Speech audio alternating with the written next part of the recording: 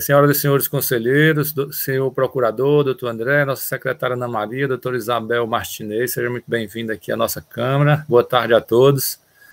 Nós vamos dar início agora à nossa 41ª sessão ordinária virtual, hoje, 26 de julho de 2021. Lembrando que as nossas sessões virtuais, por meio de videoconferências, elas são previstas na portaria 158 de 2020, que foi alterada pela 140/2021.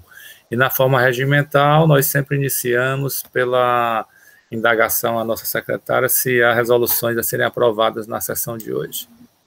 Temos, presidente. Por favor, pode fazer a leitura, Ana.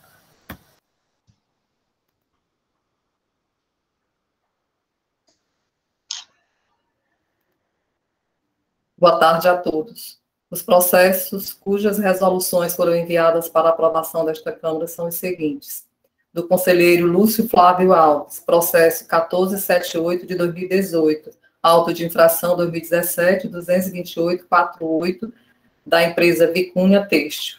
Da conselheira Tereza Helena Carvalho Rebouças Porto, processo 2760 de 2019, auto de infração 2019-04660, da empresa Ceará Diesel. Pronto, presidente, são esses.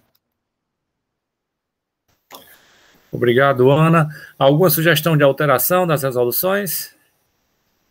Sem sugestões, a presidência dá as resoluções por aprovadas. Em relação à ata, alguma sugestão também? Da ata de sexta-feira, da 40ª sessão? Sem sugestões, então a presidência também dá a ata por aprovada. Das boas-vindas também aqui a doutora Letícia Paraíso, seja muito bem-vinda. E vamos... Bom dia, boa tarde, gente. Vamos começar pelos processos que estão na ordem da nossa pauta, que são da Recorrente Tecnologia Bancária S.A., o primeiro processo de recurso número 1/4582/2018, auto de infração 2018-09929, Recorrente Tecnologia Bancária S.A., recorrido célula de julgamento de primeira instância, sob a relatoria do doutor Felipe Augusto Araújo Muniz. Esse processo foi julgado procedente em primeira instância, recebeu o parecer da assessoria processual tributária pela improcedência e teremos aqui, para a sustentação oral do presente recurso, a doutora Isabel Martinez, ok? Quando o doutor Felipe concluir o primeiro processo, a gente vê a pertinência de julgar os dois processos em conjunto. Com a palavra, doutor Felipe. Obrigado, senhor presidente, senhora secretária, senhor representante da Procuradoria-Geral do Estado e advogados aqui presentes e conselheiros, né, membros dessa Câmara. Boa tarde a todos. Conforme já anunciado pela presidência, trata-se do auto de infração número 2018-09929, processo 4582 de 2018, cuja autuação tem o seguinte relato: remeter mercadoria sem documentação fiscal. O autuado remeteu bens de sua propriedade, acompanhadas unicamente das guias de remessa de material, e aí cita os números. Em tais guias consta a informação de que foram emitidas de acordo com o protocolo ICMS 29, 2011, 44 2011, 89 2011, 107 2014, 33 2016, 44 2016, 51 2016. Ocorre que o Estado do Ceará não é signatário desses protocolos. E com essa razão foi lavrado, então, o auto de infração que apontou como infringidos pelo agente autuante o artigo 139 do Decreto 24.569 de 97, pelo qual aplicou a penalidade prevista no 123.3A, item 1, da Lei 12.670 de 96, com a aplicação de multa no valor de R$ 62.254,01.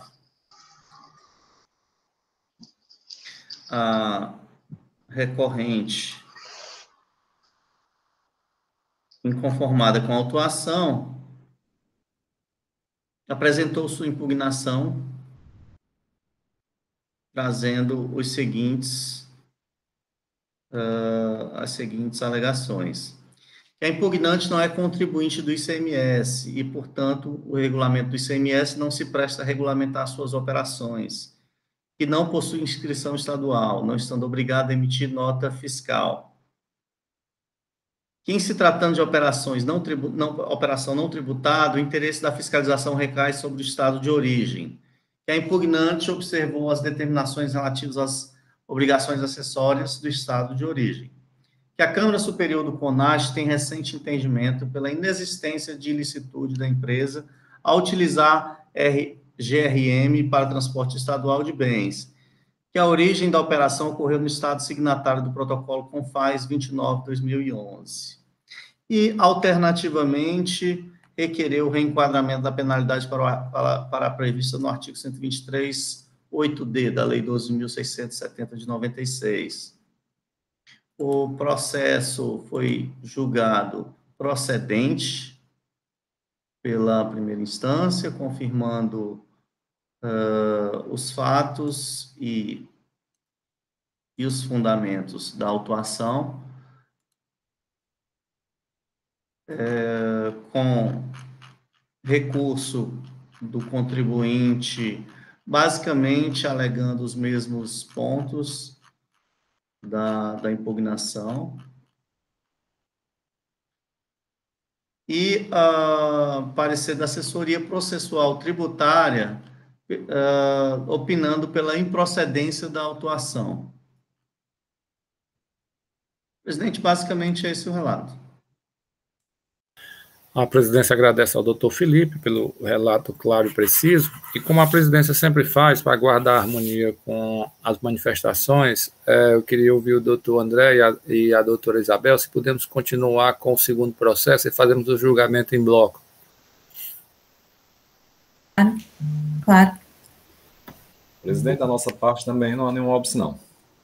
Ok, muito obrigado. Vamos agora ao processo de número 1/4859/2018, auto de infração 2018-10190, recorrente é a mesma empresa, Tecnologia Bancária S.A., recorrido cela de julgamento de primeira instância, relator doutor Lúcio Flávio Alves. Ele tem a mesma decisão de primeira instância e mesma manifestação da assessoria processual tributária.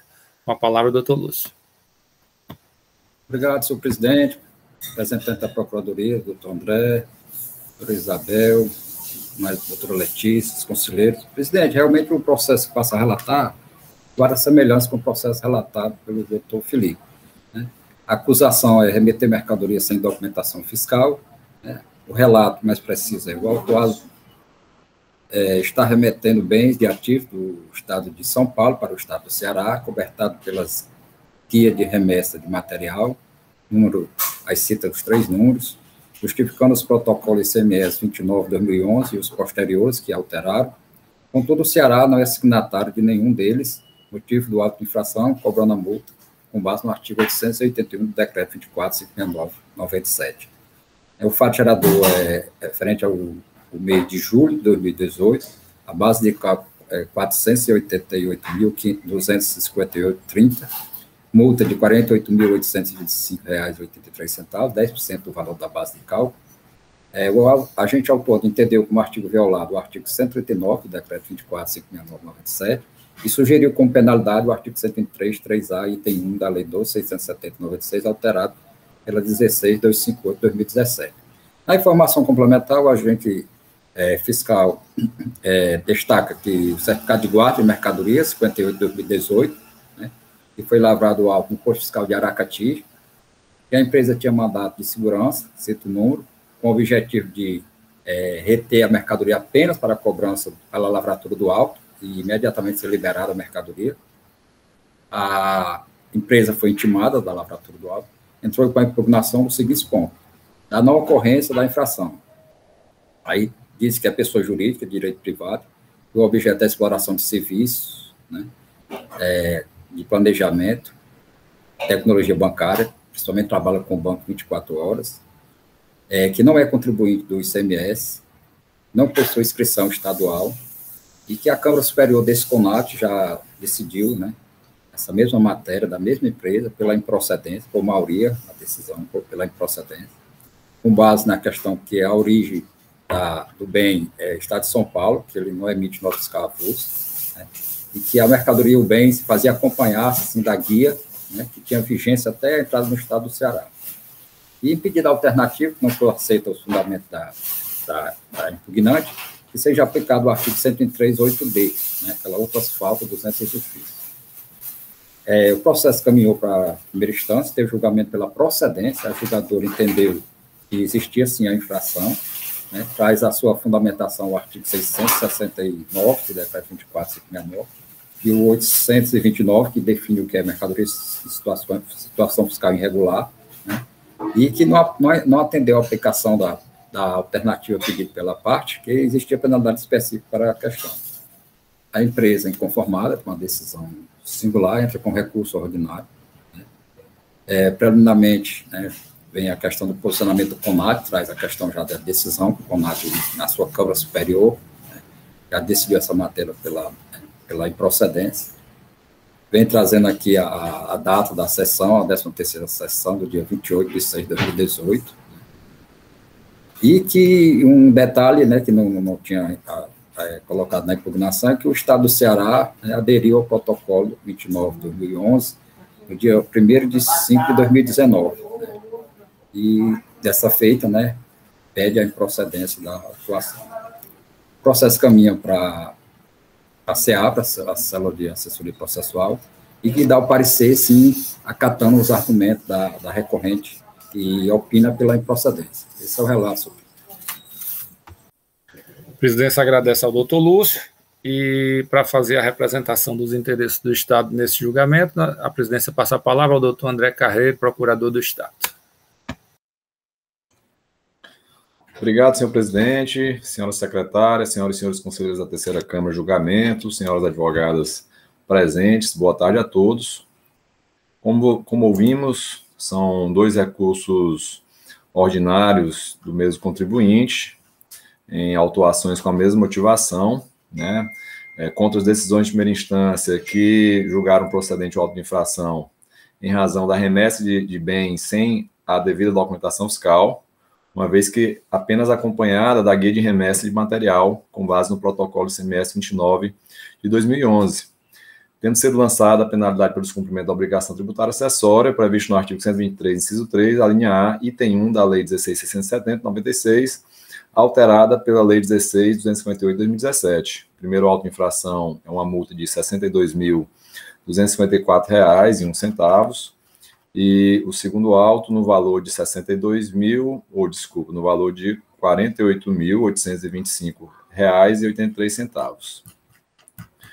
Como bem relatado, foram autos de infração lavrados em fiscalizações de trânsito, especificamente no posto fiscal de Aracati.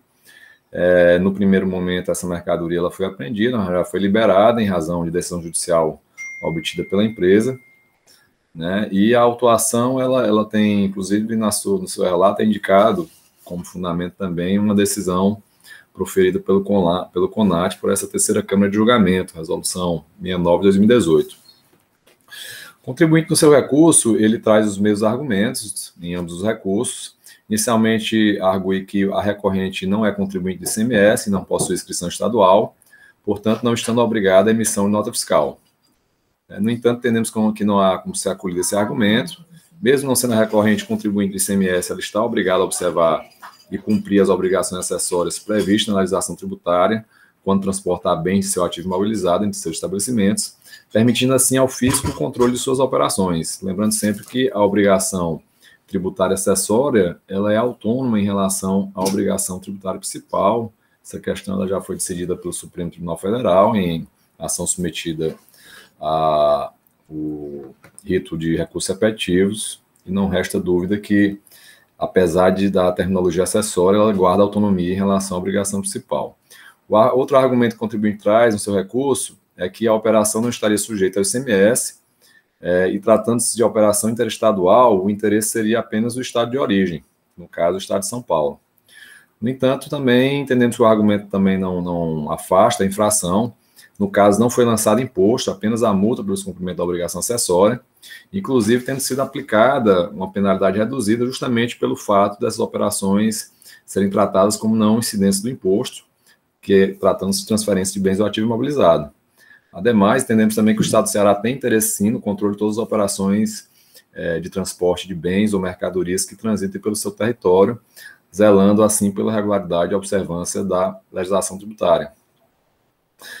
O contribuinte ele argumenta também no seu recurso que o Estado do Ceará não poderia exigir a nota fiscal avulsa se o Estado de origem não fez, pois sequer teria essa previsão legal no Estado de São Paulo em relação ao referido documento. No entanto, também entendemos que essa argumentação ela também não afasta a autuação. O regulamento do CMS tem, inclusive, uma norma específica lá no artigo 669, que determina que a circulação de bens do ativo permanente material de uso e consumo entre estabelecimentos e instituições financeiras seja documentado por nota fiscal. Portanto, se a própria instituição financeira, que notadamente não é contribuinte do ICMS, quer estar obrigada à inscrição estadual, ela tem que efetuar essas operações de transferência e circulação de bens do ativo e bens de uso e consumo mediante nota fiscal, não se poderia conceder um tratamento diferenciado para a empresa autuada que presta serviço para as instituições financeiras nas suas atividades, em especial em relação a, como ela mesmo descreve, a processamento eletrônico de transações e caixas eletrônicos. Portanto, ela deve, sim, observar as obrigações acessórias em relação ao trânsito de mercadoria no Estado do Ceará. A legislação tributária, por outro lado, ela prevê que a saída de bens ou mercadorias promovidas por não contribuinte ou por pessoa não inscrita no Cadastro Geral Fazendário deve ser acompanhada por nota fiscal avulsa, inclusive em qualquer hipótese na qual não seja exigida a nota fiscal própria. Isso está lá disposto no artigo 187, incisos 3 e 4 do Decreto 24.569/97. É dever, portanto, do remetente e não da autoridade fiscal de fronteira providenciar a oportuna emissão da nota fiscal avulsa perante o juiz cearense para o internamento dos bens transportados até a fronteira estadual e daí em diante até o estabelecimento do contribuinte localizado no Estado do Ceará, que até então estavam apenas amparadas pela guia de remessa prevista no protocolo CONFAS, o qual o Estado do Ceará não é signatário. Ademais, a gente observa ainda que as normas não fazem qualquer ressalva quanto à origem das operações, devendo, portanto, ser observada a legislação estadual no território cearense, independente de previsão da existência de nota fiscal avulsa na legislação do Estado de origem. E aí, no mérito, o contribuinte ele insiste em defender que foi emitido o documento fiscal exigido pelo Estado de origem para cobertar a operação, que seria justamente a guia de remessa de mercadorias prevista no protocolo ICMS 29/2011. No caso, como já foi dito, o Estado do Ceará ele não é signatário do referido protocolo, não podendo ser-lhe imposta a aceitação da guia de remessa de operações interestadual a ela destinadas em substituição à nota fiscal exigida em sua legislação. Portanto, entendemos que a recorrente ultrapassou os limites da eficácia do referido protocolo, utilizando de maneira indiscriminada em operações destinadas à unidade federativa nele não contemplada. O doutor Lúcio trouxe no seu relato que o Estado do Ceará ele aderiu a esse protocolo. Procede, doutor Lúcio, agora no início de 2019. Essa informação eu não tinha. Isso consta no recurso? Consta no recurso. Né? E, de fato, mesmo tendo aderido, a gente verifica que as operações elas se deram em período anterior, né? E como dispõe o artigo 144 CTN, o lançamento ele se reporta à época dos fatos geradores, sendo regido pela legislação vigente à época. Então, portanto, se à época existia a exigência da obrigação tributária acessória, entendemos que não há como ser afastada a autuação. E como foi dito, a assessoria processual tributária ela se manifesta pelo provimento do recurso em procedência da ordem de infração, por entender que, por força do disposto no caput do artigo 187 do Decreto 24.569/97, estando regular o transporte de bens até a fronteira do Ceará, caberia ao agente fiscal o dever de expedir a nota fiscal avulsa para regularizar o internamento dos bens transportados. Como também já foi adiantado, afirmado pelo recorrente, confirmado pelos relatores, e é um fato que essa questão não é nova, ela já foi inclusive submetida à análise da Câmara Superior do CONAT, tendo sido proferida decisões por maioria, como foi ressaltado pelo Dr. Lúcio, no mesmo sentido que entendeu a assessoria, de que o servidor fazendário não tinha o dever de que o servidor fazendário tinha o dever de expedir a nota fiscal avulsa para registrar o internamento do produto no território cearense. No entanto, com todo respeito a essa decisão, eu já participei de algumas sessões da Câmara Superior também, tratando dessa matéria, e mantenho a posição lá defendida, assim como aquela já defendida anteriormente aqui na terceira Câmara de Julgamento. Entendo que a decisão da Câmara Superior ela não faz a adequada interpretação da legislação tributária ao eximir o contribuinte do dever de observar a legislação tributária vigente no território estadual, e imputa não ao contribuinte, mas ao agente fiscal a obrigação que é dirigida ao remetente da mercadoria, né, pelo não contribuinte do ICMS. Como a gente pode observar lá do artigo 187 caput do decreto 24.569, 97, ao se referir ao servidor fazendário como responsável pela emissão da nota fiscal avulsa, a norma está apenas indicando uma das vias que o contribuinte, por sua iniciativa, deve buscar a emissão do documento fiscal avulso. Lá diz que ele pode emitir pela internet, de maneira remota, ou presencialmente pelo servidor fazendário através da intranet, dos sistemas internos da Cefaz. Então, acho que a decisão ela se baseia nessa referência ao servidor fazendário no CAP, mas me parece que é uma interpretação equivocada não observar apenas que a norma dá faculta duas vias ao contribuinte para buscar a emissão da nota fiscal, o que não quer dizer que a obrigação ao cumprimento da obrigação acessória seria do agente fiscal e não do contribuinte, né? Por outro lado, até então, optando o Estado do Ceará por não ser signatário do protocolo do CONFAS, que autorizava a empresa autuada a transportar seus bens acompanhados apenas da guia de remessa, não pode ser ignorado que a legislação estadual exige o transporte mediante documento fiscal avulso para os não inscritos no CGF, nem pode ser transferida, como já foi dito, a responsabilidade pela iniciativa de sua emissão ao agente fiscal, pois a empresa, em nenhum momento, demonstrou que buscou atender a legislação estadual para concluir a operação de transporte de bem seu ativo, limitando-se a defender a inexigibilidade de nota fiscal diante da guia de remessa de mercadorias prevista no protocolo CONFAS. Portanto, com essas considerações, senhor presidente, senhores conselheiros, não ignorando a existência de decisões por maioria da Câmara Superior, né, e pedindo vênia aos que entendem de maneira contrária, a PGE manifesta pelo conhecimento do recurso ordinário, mas para negar-lhe provimento, confirmando a decisão de primeira instância de procedência do auto de infração, conforme penalidades aplicadas no auto de infração e confirmada na decisão recorrida. São essas nossas considerações. Se for necessário, no decorrer das discussões, nós nos voltamos a nos manifestar. Obrigado. Agradecer ao doutor André pela manifestação, e agora vamos passar a palavra à doutora Isabel Martinez para fazer a sustentação oral de ambos os recursos. Com a palavra, a doutora Isabel. Boa tarde a todos os presentes. Conforme já relatado, estes casos, eles referenciam infrações por descumprimento de obrigação acessória relativa ao transporte interestadual de mercadoria desacompanhado de nota fiscal.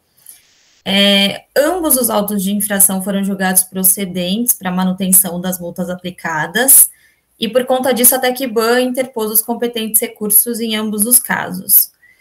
E, conforme já consignado várias vezes aqui, as atividades desenvolvidas pela Tecban, elas são exclusivamente de prestação de serviços de banco 24 horas. Então, são aqueles caixas ATMs que a gente faz saque, pagamento, enfim. E por conta disso, essas atividades elas estão sujeitas apenas ao ISS. Não há circulação de mercadoria e não há incidência de ICMS. Nessa prestação de serviços, ela realiza o transporte dos bens do seu ativo entre os seus estabelecimentos. Então, matriz, que fica em São Paulo, e as filiais, que ficam espalhadas por todo o Brasil, inclusive no Ceará.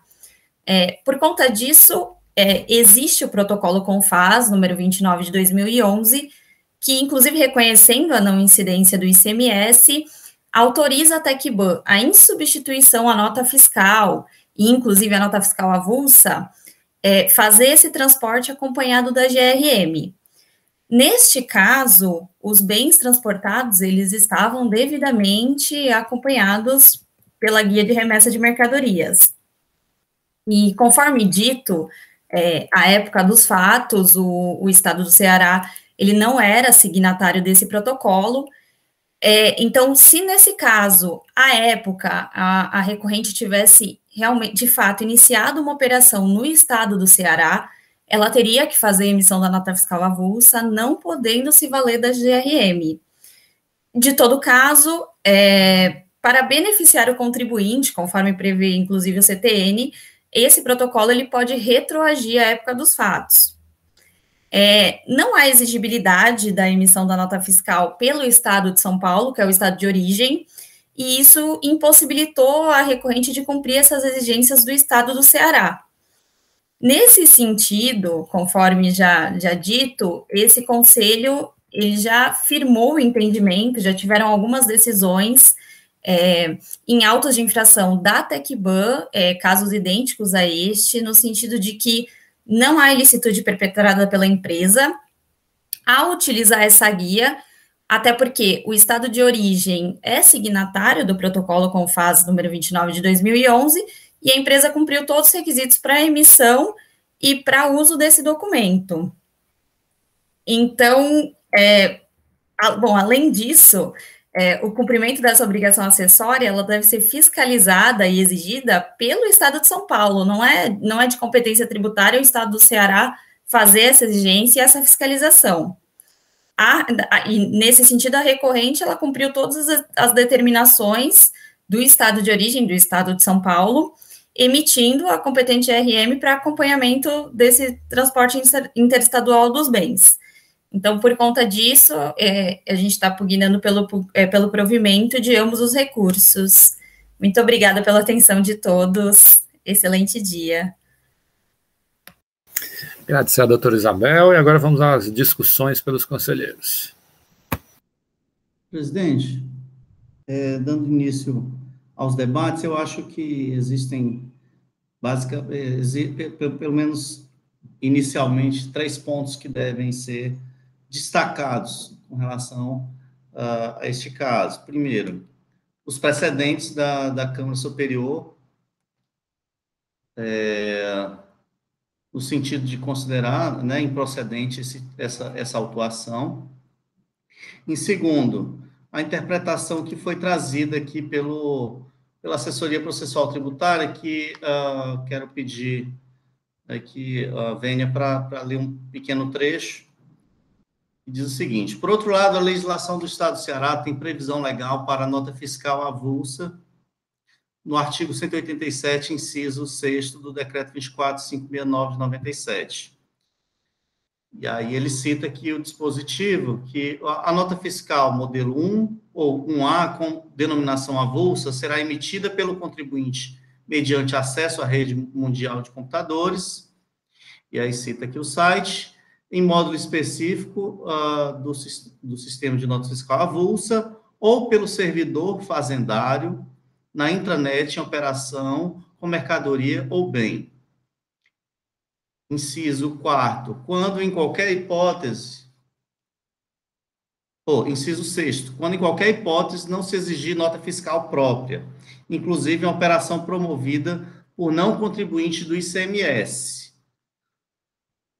E aí continua o parecerista. No caso em apreço, se os produtos transportados estavam compatíveis com os registrados na guia de remessa de mercadoria, documento perfeitamente legal até os limites do Estado do Ceará, então, por força do dispositivo citado e reproduzido, o servidor do posto fiscal tinha a obrigação de emitir a nota fiscal avulsa para regularizar o internamento dos produtos transportados. De acordo com a literalidade do dispositivo, presidente, eu acredito que esse dispositivo foi devidamente, corretamente aplicado pela interpretação do parecerista, certo? E, em último E o último ponto que é interessante ser ressaltado aqui é que, com a adesão do Estado do Ceará ao Protocolo 29/2011 do CONFAS, no ano de 2019, a conduta descrita pelo agente autuante deixa de ser considerada infração. Inicialmente, presidente, essas são as minhas considerações. Quero ouvir os demais conselheiros a respeito. Continua em discussão? Presidente, eu acho que o doutor Felipe colocou aí muita precisão aí, os 3 pontos a ser analisados, né? Mas eu fui fazendo uma pesquisa, né, dessa matéria na Câmara Superior, a parte traz só uma decisão, né? Até na época eu estava falando por que ela não cita a resolução, porque quando ela fez a peça defensória, não tinha saído nem a resolução, mas a resolução trazida, né, é a 29/2018, né, da palavra do conselheiro William. E eu me lembro bem dessa discussão na Câmara Superior, né, o motivo por que, né, estava presente, o motivo por que foi declarado improcedente, né. Um ponto a se destacar aqui é a questão do Estado de São Paulo. O Estado de São Paulo, ele não emite nota fiscal avulsa, né. Então, como foi bem dito aí pela doutora Isabel, e consta aqui do processo, realmente a nota, o local da operação, o início da operação foi em São Paulo, a matriz, né, da empresa autuada, destinada ao Estado do Ceará. E um ponto que tem no protocolo 29/2011, não vou fazer a leitura, mas, né, possa-se fazer em síntese do que é que tem dizendo lá, no ato das cláusulas, né, é o seguinte, que aquele protocolo ele serve para, né, no caso da guia, ele serve para todos os estados que não são signatários, que a mercadoria ultrapassar, aquele protocolo ele tem um poder, né, um protocolo feito pela elaboração pelo CONFAS, de ele levar aquele protocolo nos estados que passam, né, que não são signatários, e ele ter validade. E a discussão me lembro bem da discussão na Câmara Superior, era o momento que, quando chegou no posto fiscal, no caso aqui, o posto fiscal de Aracati, né, o próprio autuante coloca na informação complementar, o motorista lá se dirige ao agente fiscal, né, e apresenta lá a guia, né, de remessa interna. E qual era o procedimento a ser feito pelo agente do fisco, né? E aí foi colocado, né, a discussão foi essa, né, até a interpretação, uns colegas entenderam como entende o doutor André, e a maioria entendeu que não, que naquele momento, quando o agente do fisco recebesse aquele documento, e o protocolo tinha validade, até aquele momento ele tinha validade ali, né, o Estado do Ceará não era signatário no momento, eu até concordo com o doutor André, a questão da época do fato gerador, e também a questão da questão da local da operação, né, local da operação é o início, realmente ele se transforma, ele vai para o Estado, né, no momento em que é encontrado um bem ou uma mercadoria sem nota fiscal, com nota fiscal idônea, aquele momento eu considero o momento para fazer realmente a autuação. Mas só que foi entendido o seguinte, como aquele protocolo tinha validade até aquele momento, o agente do fisco, né, ele teria a obrigação, como foi dito aí, né, essa foi a linha de raciocínio, de não lavrar o auto de infração e se emitir, né, a nota fiscal avulsa, porque dentro do artigo 187, né, existe lá dois, né, incisos lá, que podem levar a essa interpretação. Um que diz que é emitido quando o contribuinte não tiver inscrição, ou seja, não ser contribuinte do ICMS, né, e o outro é essa questão da nota fiscal própria, né, que também não sendo contribuinte do ICMS. E foi dessa maneira que foi decidido, né? E, além do mais, eu me lembro bem que tem uma discussão aí sobre essa questão do artigo 187, né, a interpretação da cabeça do artigo, se o Estado do Ceará poderia, ou no caso o contribuinte, foi dito aí que não, o contribuinte poderia ter procurado tirar essa nota. São Paulo não emitia nota fiscal avulsa, ele ia tirar onde? Passar por vários estados, ele ia chegar no estado que não tinha nem o início, nem o final da operação, ele ia pedir para emitir a nota. Não tinha como, né? E que o Estado do Ceará, essa determinação aqui, era só para emitir a nota fiscal avulsa, ele pode, na internet, o início do Estado do Ceará. E foi dito isso lá, foi feita uma pesquisa, né, pelo conselheiro que foi o relator, que só poderia ser emitido, né, no Estado do Ceará. Os emitentes, a nota fiscal aqui avulsa pelo sistema da Cefaz, se o emitente fosse no Estado do Ceará, daqui sair para outro Estado. E não ele vindo para cá, ele poderia emitir essa nota fiscal avulsa. Então, por toda essa, né, essa questão posta aqui, né, relatada por mim, e foi, né, no sentido da maioria, sim, entender, né, e como eu sempre prezo pela questão dos precedentes. Eu fiz uma análise aqui, sabe, foram julgados em 2008, 8 processos, né, na Câmara Superior, 2018, 8 processos dessa empresa, com essa mesma matéria, e todos eles foram pela improcedência, sim, por maioria, mas foram pela improcedência. E trago aqui uma decisão também, né, referente a essa matéria da Câmara Superior, não especificamente de lavratura de auto-infração, mas do pedido de restituição do Bradesco, do qual eu fui relator, que é a Resolução 20 de 2019, e que tinha essa mesma situação e foi deferido na Câmara Superior, por maioria também, mas foi deferido com esses argumentos, né, que realmente a nota fiscal não é inidônea. Aliás, a mercadoria não está sendo transportada sem documento fiscal, né, por todas as circunstâncias que foi colocado aqui, né, e que caberia sim o agente do fisco ter emitido a nota fiscal avulsa e dali para frente a mercadoria, o bem, ter seguido, né, viagem até o seu destino. Então, presidente, é essas considerações que eu faço sobre esse processo. Doutor André, deseja se manifestar? Presidente, é só fazer aqui uma complementação à minha manifestação, observando aí atentamente as colocações do doutor Felipe, doutor Lúcio, mas realmente, de fato, eu não tinha tentado, e esse era o grande ponto, essa matéria ela não é nova, ela já foi no passado muito discutida aqui na terceira Câmara, acredito nessa composição, a questão ainda não tinha mais passado aqui pela terceira Câmara, salvo engano, mas a discussão me parece que, de fato, ela se esvazia, uma vez que, não obstante deva ser regido pela legislação vigente à época, no caso, no artigo, isso é muito claro, lá no artigo 144 CTN, existem exceções que autorizam a aplicação retroativa da norma. Então, de fato, me parece que com a adesão do Estado do Ceará ao protocolo 29 de 2011, isso no ano de 2019, me parece que é justamente o caso de aplicação retroativa com base no disposto no artigo 106, inciso 2, a linha B do CTN, que diz que a lei aplica-se ao ato ou fato pretérito, tratando-se de ato não definitivamente julgado, que é o presente caso, né, quando deixe de tratá-lo como contrário a qualquer exigência de ação ou omissão, desde que não tenha sido fraudulento e não tenha implicado em falta de pagamento de tributo.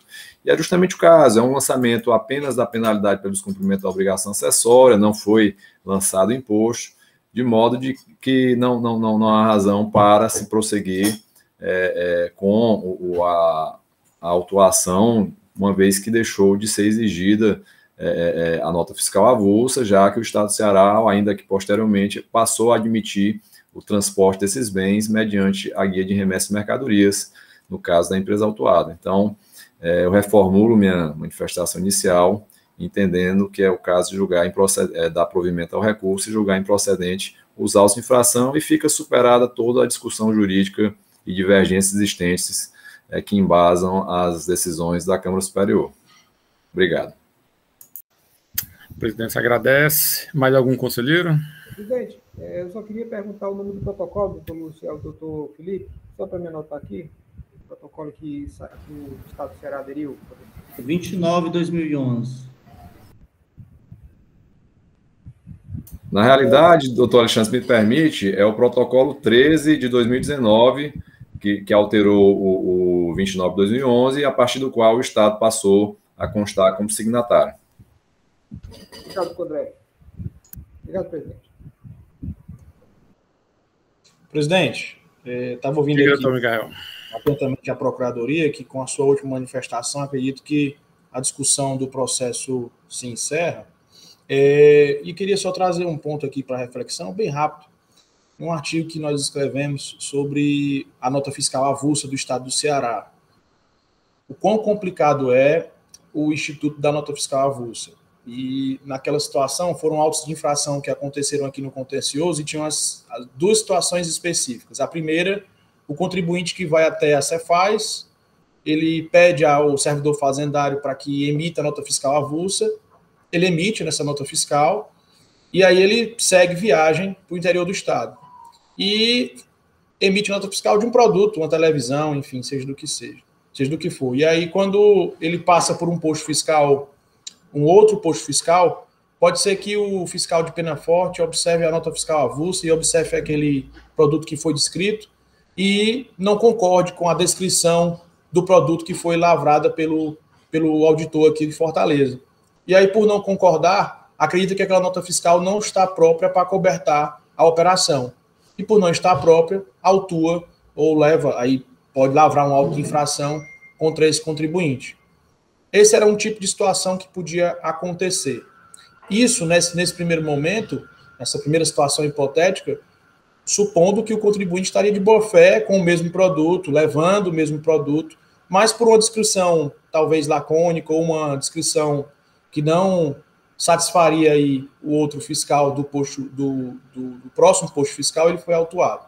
Mas também tem um outro tipo de situação, que é a situação B, é onde ele vai até o posto fiscal, pede para ser emitida nota fiscal avulsa, né, quando não faz isso pelo site, mas faz ali na própria repartição, e segue viagem e troca o produto. E não leva o produto que ele mesmo levou até a repartição fazendária. Então, logicamente, por ele ter trocado o produto, ou por estar trafegando um outro produto, ele é lavrado o auto de infração contra esse contribuinte, porque nesse posto fiscal, o fiscal observou que o produto não condizia e talvez aquela nota fiscal avulsa ali fosse de outra coisa. Então, naquela situação, presidente, nós escrevemos sobre a dificuldade que é o instituto da nota fiscal avulsa, né? Que vai aí se cercar de vários princípios, o princípio da boa-fé, do princípio da fé pública do servidor público, né? Então, assim, tem uma série de fatores, não se tratam aqui da questão do auto de infração, até porque a questão aqui é outra, mas como toca no Instituto da Nota Fiscal Avulsa, o doutor Lúcio até disse que em São Paulo esse instituto não existe, né, lá, né, e aqui no estado do Ceará a gente ainda tem esse instituto, e nós escrevemos lá das dificuldades que é o Instituto da Nota Fiscal Avulsa e dos problemas que podem existir, né? Mas era só esse caso para reflexão mesmo, presidente.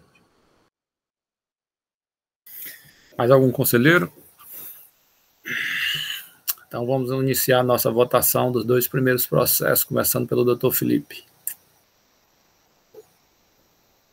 Presidente, eu conheço do recurso para dar-lhe provimento, no sentido de julgar improcedente a autuação, de acordo com o parecer da assessoria processual tributária e conforme a manifestação oral do representante da Procuradoria-Geral do Estado. Votando o doutor Lúcio, que é o segundo processo. Presidente, o mesmo termo do doutor Felipe. Agora, na sequência, doutor Micael. Com os relatores, presidente. Doutor Ricardo. Com os relatores, presidente. Doutora Tereza. Com os relatores, presidente. E doutor Alexandre. Com os relatores, presidente. Para os dois presentes processos ora relatados, a terceira Câmara de Julgamento resolve, por unanimidade de votos, conhecer do recurso ordinário, dar-lhe provimento para julgar improcedente a acusação fiscal nos termos da manifestação da Assessoria Processual Tributária, de acordo com a manifestação e exceção do excelentíssimo senhor Procurador e de acordo com o voto de ambos os relatores. Ok? Vamos agora agradecer aqui a doutora Isabel, dar sequência à nossa pauta. Muito obrigada, boa tarde a todos. Tchau, tchau. Boa tarde, doutora. Nós temos agora dois processos da recorrente Walter de Freitas Dedé, processo de recurso número 1/3995/2014, auto de infração 2014-13225, recorrido célula de julgamento de primeira instância, relatoria do doutor Micael Pinheiro de Oliveira. Esse processo foi julgado procedente em primeira instância, recebeu o parecer da assessoria processual tributária pela improcedência. Teremos a sustentação oral do presente recurso, feita pela doutora Letícia Paraíso, e, da mesma forma que fizemos no primeiro, a gente vai ouvir o relato do primeiro processo e depois consultar os representantes das partes para ver a possibilidade de unificação dos julgamentos. Com a palavra, doutor Micael. Presidente, conforme anunciado, trata-se do auto de infração 2014-13-222-5, dígito 5, com o seguinte relato da infração. As infrações decorrentes de operações com mercadorias ou prestações de serviços tributários por regime de substituição tributária, cujo imposto já tenha sido recolhido. Constatou-se através da planilha de fiscalização de ICMS uma omissão de receitas isentas ou não tributadas ou sujeitas a ST no valor da base de cálculo de R$ 248.059,76, cuja penalidade foi aplicada 10%. Nas informações complementares, o auditor informou que, do levantamento que foi feito dos livros e dos documentos fiscais, após análise, constatou-se que a empresa contribuinte considerou valores de entrada e saída de mercadorias, após também considerar o saldo inicial e final da disponibilidade dos fornecedores, bem como despesas operacionais e receitas não operacionais, apresentaria aí um resultado de caixa negativo no montante que acabei de citar. Dada a omissão, foi realizado o lavramento do auto de infração com o respectivo demonstrativo do fluxo de caixa, DFC. O processo, então, contribuinte resignado apresenta defesa. Em sua defesa, ele alega os seguintes pontos. Informa aí que não houve a infração atribuída, né, uma vez que há aí um princípio da boa-fé e da inocência do contribuinte, que a ação fiscal não demonstrou de forma com provas que houve essa diferença negativa de caixa, informando aí que não tem como saber se o valor foi esse, uma vez que o agente fiscal confrontou aí o relatório da DIEF de saídas com a DIEF de entradas, né? E observou aí que, na realidade, o relatório confeccionado pelo sistema SISIF tem na sua essência as informações que foram prestadas através de fornecedores da impugnante, através de suas respectivas DIEFs, né? E aí ele informa que o que deve acontecer na fiscalização é uma efetiva circularização das mercadorias, né? Ele informa que a falta de prática do auditor em conhecer o ramo é que teria evidenciado essa possível infração com omissão de receita, né? Então, ele aqui vem questionando acerca da ferramenta como o auditor fez a fiscalização, informa que a empresa foi surpreendida com um DAI para pagamento e que em nenhum momento a empresa pôde realizar aí a defesa devida. E aí pede, né, a improcedência do auto de infração. O processo, então, caminha para julgamento de primeira instância e antes de lavrar o julgamento, o auditor envia o processo para a perícia, para retirar algumas dúvidas que existiam quando da época do julgamento. E ele elenca os seguintes quesitos. Primeiro, solicitar o livro de registro de entradas no período da autuação e averiguar se, de fato, todas as notas fiscais de entrada estão regularmente escrituradas, inclusive notas fiscais que a fiscalização constatou que não foram lançadas na DIEF 2009, conforme relaciona aí as folhas 19 a 24 dos autos. No item B, o laudo pericial, o julgador de primeira instância requer aí que a impugnante seja intimada para justificar as compras internas não registradas na DIEF, solicitando assim que a perícia intime novamente a empresa para apresentar possíveis justificativas para essas operações de compras detectadas no período da fiscalização.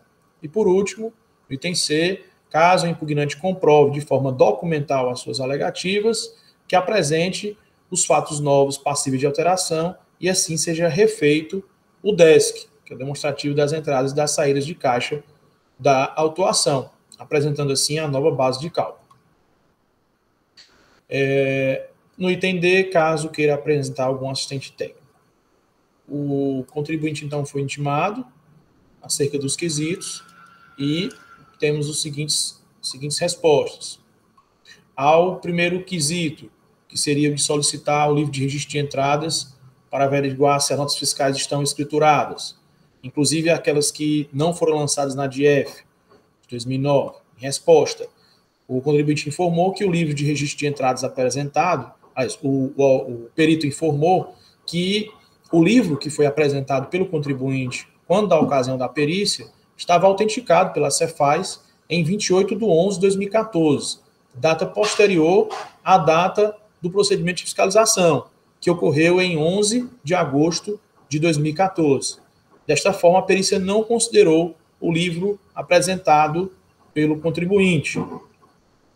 No quesito número 2, que seria intimar o contribuinte a justificar as compras internas, a perícia intimou o contribuinte, entretanto, em resposta, o contribuinte informou em um documento anexado ao laudo que, abre aspas, continua com a tese de que o auditor fiscal deveria ter feito a circularização para comprovar de forma definitiva que a empresa efetuou tais compras, tese esta que está na defesa de impugnação.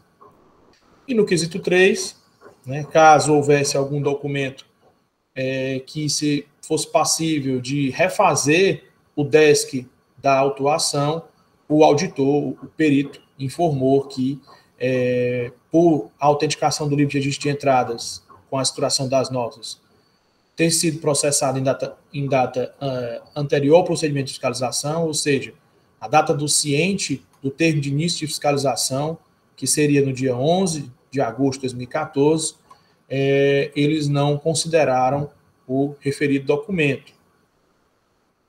Então, portanto, não houve alteração nenhuma a ser feita no DESC. Essas foram as informações prestadas pelo perito contábil. O processo, então, retorna para o julgamento de primeira instância e o julgador decide pela procedência do auto de infração em todos os seus termos. As folhas 133, onde ele informa que a impugnante não demonstrou de forma documental o seu direito, informa também que as exigências da legislação precisam ser atendidas, que a fiscalização se atentou a toda a questão da autoridade designante, consta aí a regularidade na ação fiscal, uma vez que ela foi munida de mandado de ação fiscal, né, relativamente ao período de janeiro de 2009 a 31 de dezembro de 2010, e que, portanto, as exigências legais e formais da fiscalização estão atendidas, que o método utilizado pela fiscalização é um método que está em consonância com a legislação, tendo em vista o artigo 92, parágrafo 8º da Lei 12.670 de 96, e que, em verdade, na busca do princípio da verdade material, não se comprovou os fatos alegados pelo contribuinte, né? E, assim, decidiu pela procedência da ação fiscal. O contribuinte, então, protocola recurso, que faz as folhas 244 e alega, em síntese, o seguinte: são muitos pontos, eu vou tentar colocar os principais para não cansá-los.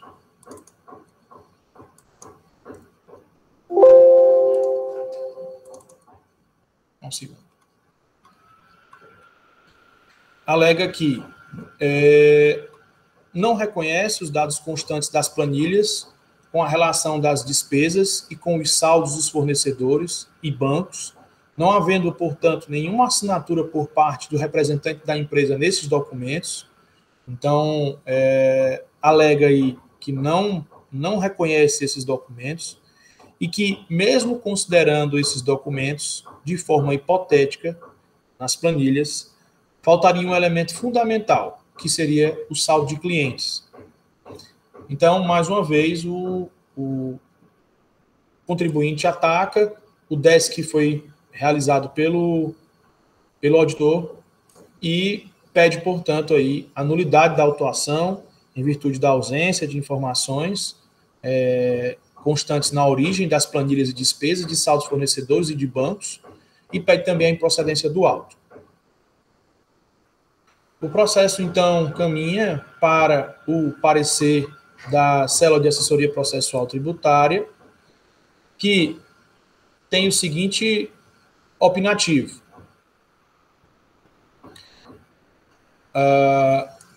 Quanto à nulidade da autuação em virtude da ausência de informações acerca da origem dos dados constantes nas planilhas de despesa e dos saldos de fornecedores e bancos, folhas 15 e 16, entendo que os dados podem ter sido fornecidos pelo contador, mas não podemos negar de que não há qualquer menção da origem em relação aos dados constantes nestas duas.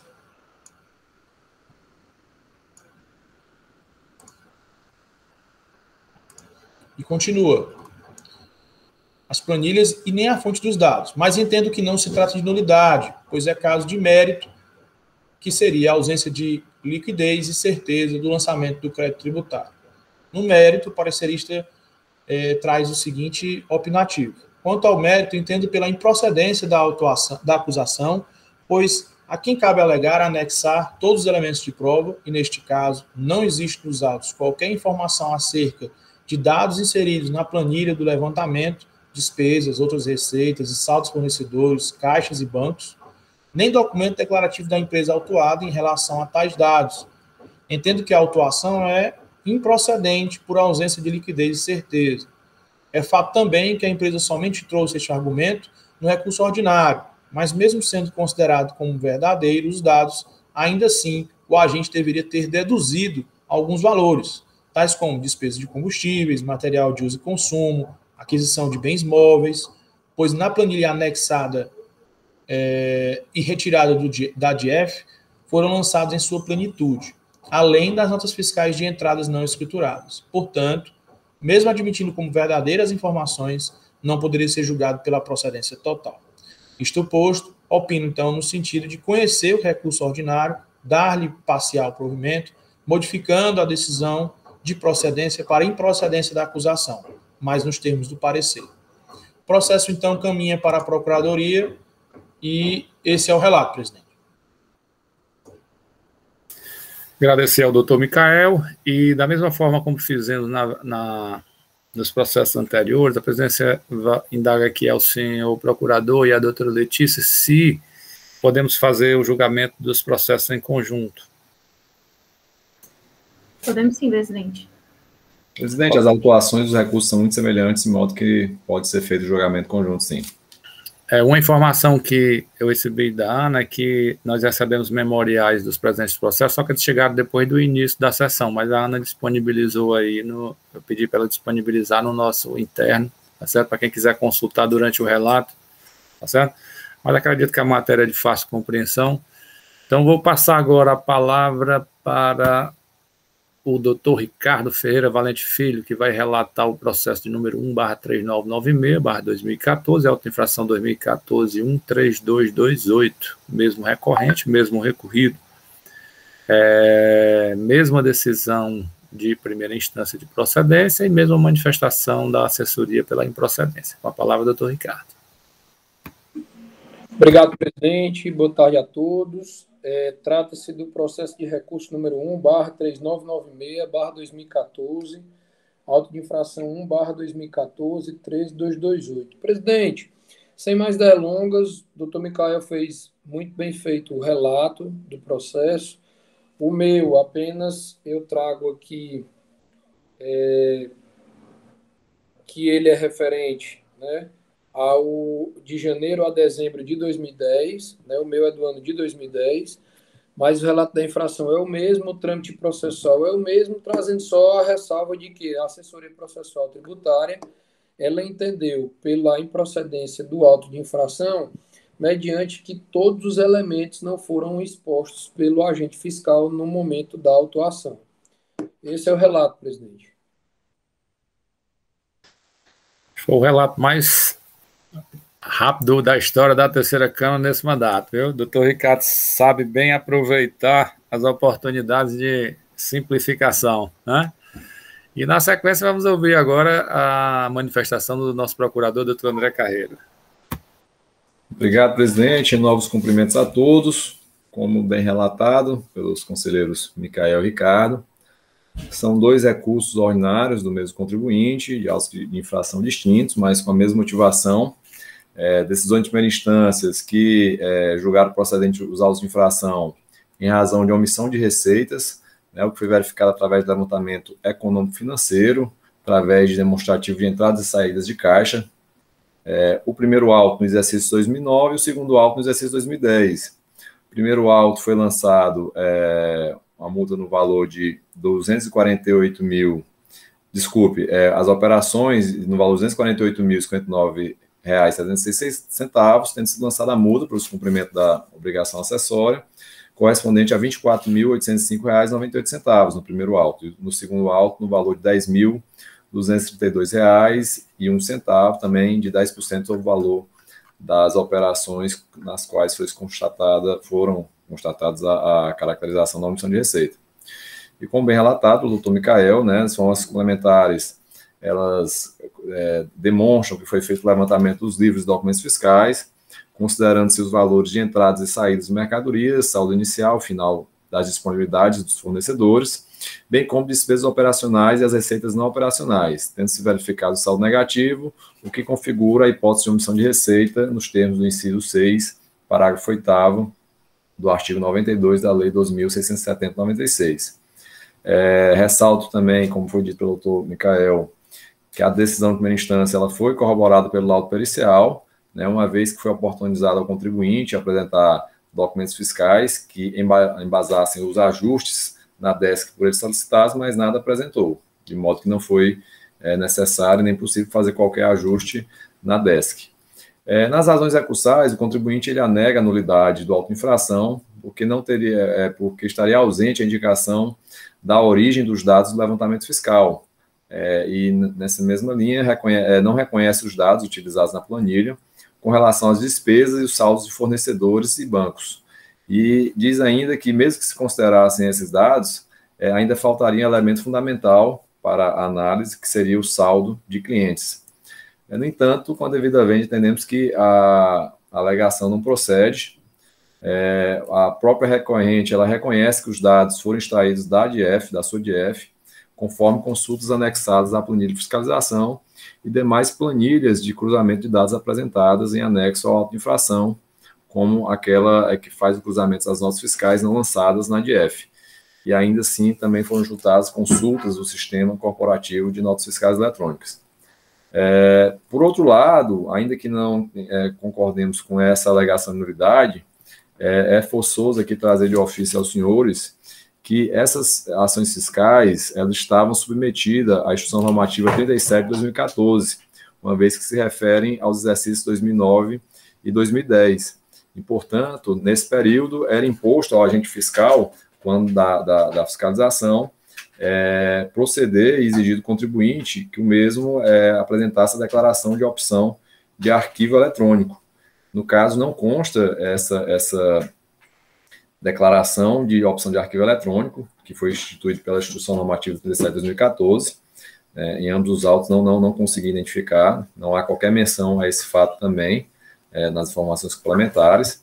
A gente verifica que foi feito com base na ADF, mas não há a referida declaração. E a jurisprudência aqui do CONAT, julgamos um processo similar a esse na semana passada, ela já se consolidou no sentido de que a ausência da referida declaração no processo administrativo tributário, ela acarreta a nulidade por vício formal do lançamento.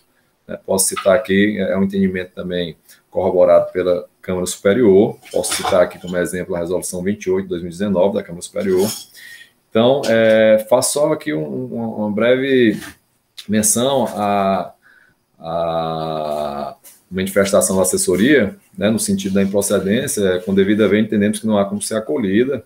Né, o próprio parecerista, ele deixa claro lá que as informações foram extraídas da ADF, conjectura, a possibilidade, inclusive, de ter sido prestadas ou complementadas pelo contador da empresa, mas, ainda assim, ele deixa claro que jamais poderia ter a conclusão pela improcedência total, uma vez que ele dispõe, que entende, que compreende que alguns valores deveriam ter sido deduzidos. Então, no mínimo, ele reconhece uma parcial procedência do auto de infração, mas faça apenas o registro. No caso, eu entendo que há a nulidade pelo vício formal, pela inobservância da Instrução Normativa 37 de 2014. Então, nesse sentido, a Procuradoria se manifesta pelo conhecimento do recurso ordinário para dar-lhe provimento, reformando a decisão de primeira instância para julgar nulo os autos de infração por vício formal em razão da inobservância da Instituição Normativa 37 de 2014.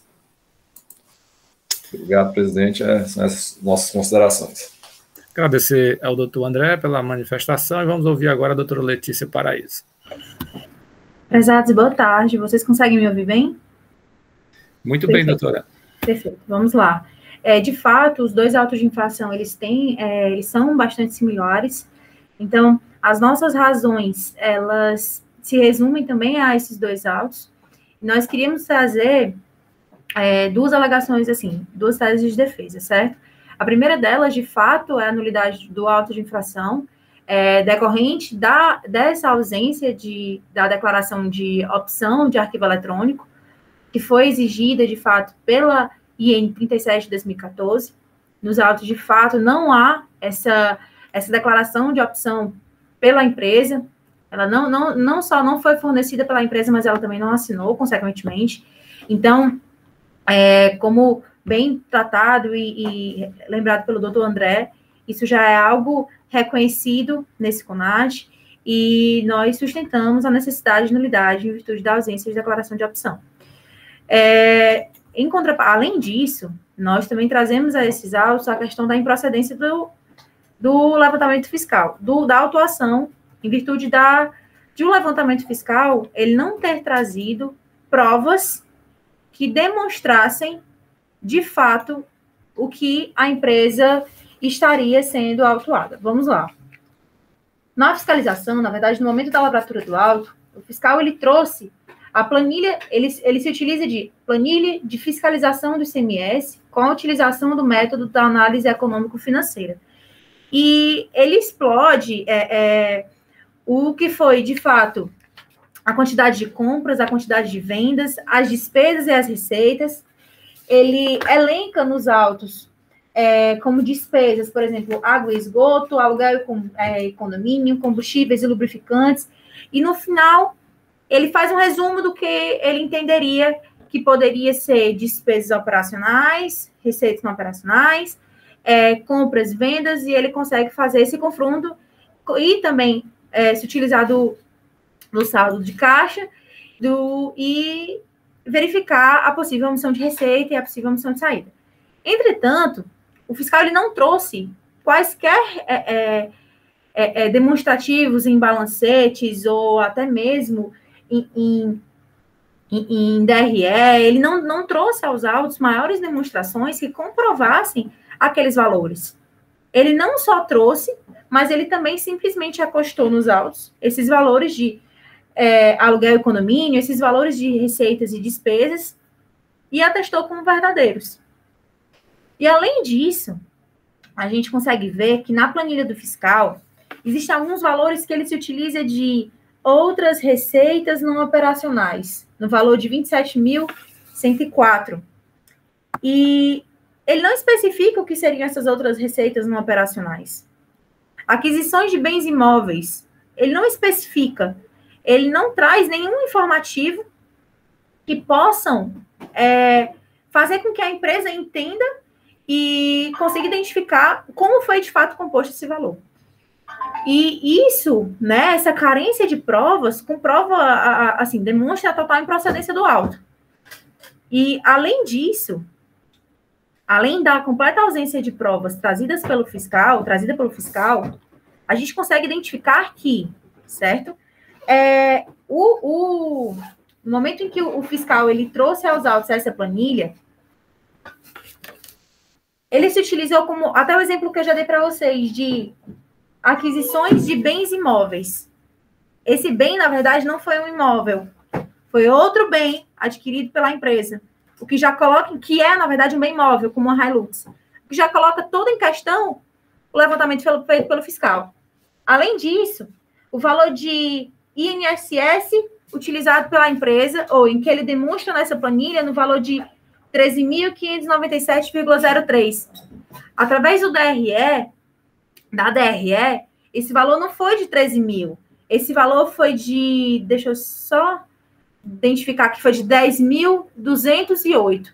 Vale só ressaltar para vocês que eu estou trazendo o período de 2009, tá? Mas eu estou demonstrando isso para vocês, assim, para que vocês possam entender que, de fato, a fiscalização não só não trouxe provas que demonstrassem o que eles estavam alegando, o que estava sendo colocado nessa planilha, mas também em uma simples, assim, uma análise a DRE original da empresa, a gente consegue ver que há diversos valores e classificação de produtos que, na verdade, não estão classificados corretamente. E, assim, nós aproveitamos e pedimos até perdão a vocês e ao doutor André, enfim, porque em diversos outros julgamentos a gente, de fato, entende e concorda com vocês de que a empresa ela possuía diversas oportunidades para trazer essas documentações, para trazer essa DRE, para demonstrar e para auxiliar a perícia.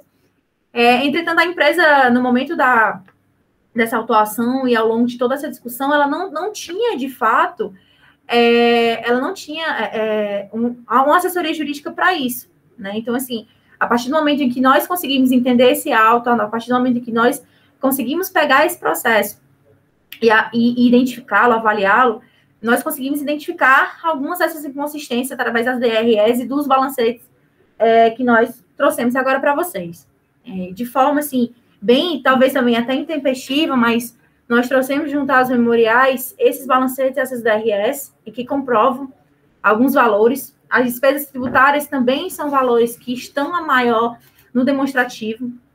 Então, assim, a gente consegue sim identificar que não existe, não há só uma falta de provas. Além da falta de provas pelo fiscal, o que foi trazido aos autos, né? O que foi trazido aos autos por ele, existem diversas inconsistências. Por esse motivo, nós sustentamos a necessidade de ser reconhecida a improcedência dos autos, certo? Além da nulidade, em virtude da ausência de declaração de opção, nós sustentamos também a improcedência do auto, em virtude da ausência de provas trazidas pelo fiscal, tanto com relação ao montante em que ele estava declarando, quanto também as informações sobre outras despesas bancárias, ou, enfim, receitas, outras despesas não operacionais, possíveis integralizações, enfim, nós sustentamos a improcedência também nesse sentido. São essas as nossas razões. A presidência agradece a doutora Letícia e o processo agora está em discussão pelos conselheiros. Presidente? Oi, não, doutor Ricardo.